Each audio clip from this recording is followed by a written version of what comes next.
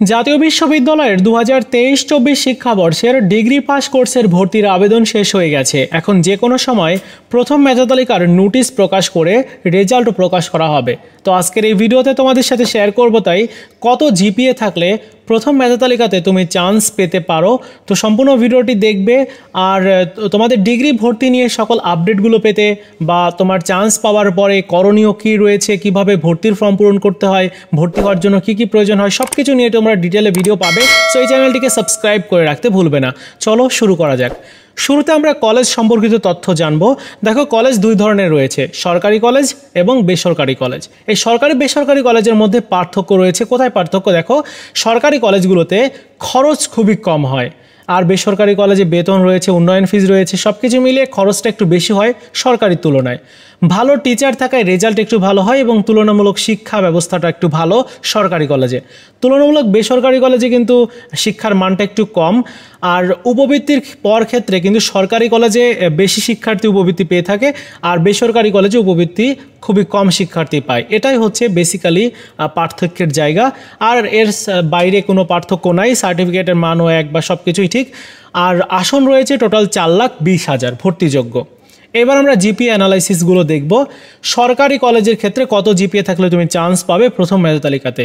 জনপ্রিয় যে কলেজগুলো রয়েছে, যেগুলোতে স্টুডেন্টের চাপটা একটু বেশি থাকে, সেখানে তোমার চান্স পেতে গেলে বিজ্ঞান থেকে যদি 7.20 প্লাস থাকে তাহলে তোমার সম্ভাবনা রয়েছে চান্স পাওয়ার।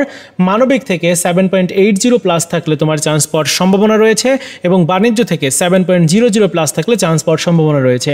অনেকেই প্রশ্ন করতে পারে যে ভাইয়া, আপনি কিসের ভিত্তিতে এই তথ্যগুলো দিচ্ছেন? গত বছরের পরিসংখ্যান এবং এই বছর বেশ কিছু কলেজের সাথে আমি কথা বলেছি ব্যক্তিগতভাবে। ঢাকার কিছু কলেজ, তারপর আমাদের নিজেদের জেলার কিছু কলেজ, সেই কলেজগুলোতে কিন্তু এমনই তথ্য দিয়েছে যে এবার ডিগ্রিতে খুবই আবেদন কম জমা পড়েছে, এবং সেই প্রেক্ষিতেই কিন্তু তোমাদের জিপিএটা খুবই কম প্রয়োজন হবে। আর প্রতিটা কলেজে কিন্তু আলাদা জিপিএ রেঞ্জ থাকে, যে এরকম টাইপের জিপিএ যদি থাকে তাহলে আমার কলেজে সিলেক্টেড করে দেওয়া হোক, এরকমটা করা হয়। সো কলেজগুলোর তথ্য অনুযায়ী তোমার জিপিএটা যদি এরকম থাকে তাহলে তোমার চান্স পাওয়ার সম্ভাবনা রয়েছে মোটামুটি। আর জেলা পর্যায়ের যে সকল সরকারি কলেজ, সেখানে তোমার বিজ্ঞান থেকে 7.00 প্লাস থাকলে, তারপর মানবিক থেকে 6.50 প্লাস থাকলে, এবং বাণিজ্য থেকে 6.60 প্লাস থাকলে তোমার চান্স পাওয়ার সম্ভাবনা রয়েছে। যেহেতু এবার আবেদন জমা করেছে খুবই কম, তাই চান্স পাওয়ার সম্ভাবনাটাও কিন্তু বেশি। আর আসন ফাঁকা থাকা এবং জিপিএ অনুযায়ী কিন্তু সিলেকশন করা হবে। যার জিপিএটা বেশি থাকবে সেই অনুযায়ী কিন্তু সুযোগ হবে। জনপ্রিয় কলেজগুলোতে যেহেতু শিক্ষার্থীর চাপটা একটু বেশি, মানে অনেক শিক্ষার্থী আবেদন করবে, সেক্ষেত্রে জিপিএটা কিন্তু ওইখানে ম্যাটার করবে অনেক বেশি। তুলনামূলক কম জিপিএধারী শিক্ষার্থীদের থেকে তাদের কিন্তু সুযোগ দেওয়া হবে।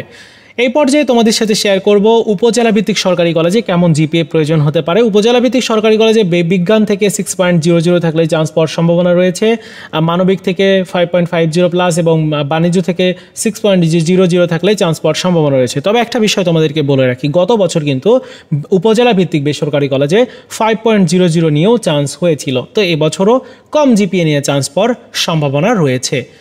তো এবার সর্বশেষে যে বিষয়টি, জেলাভিত্তিক বেসরকারি কলেজ বা তোমার উপজেলা ভিত্তিক বেসরকারি কলেজে কেমন জিপিএ লাগবে। তো জেলাভিত্তিক বেসরকারি কলেজে বিজ্ঞান থেকে 6.00 প্লাস থাকলে সুযোগ পাওয়ার সম্ভাবনা রয়েছে, মানবিক থেকে 5.00 থাকলে, এবং বাণিজ্য থেকে 5.50 প্লাস থাকলে সম্ভাবনা রয়েছে। একটু জনপ্রিয় কলেজগুলোতে কিন্তু জিপিএটা একটু বেশি প্রয়োজন হয়, আর একটু কম জনপ্রিয় কলেজে কম জিপিএ প্রয়োজন হয়।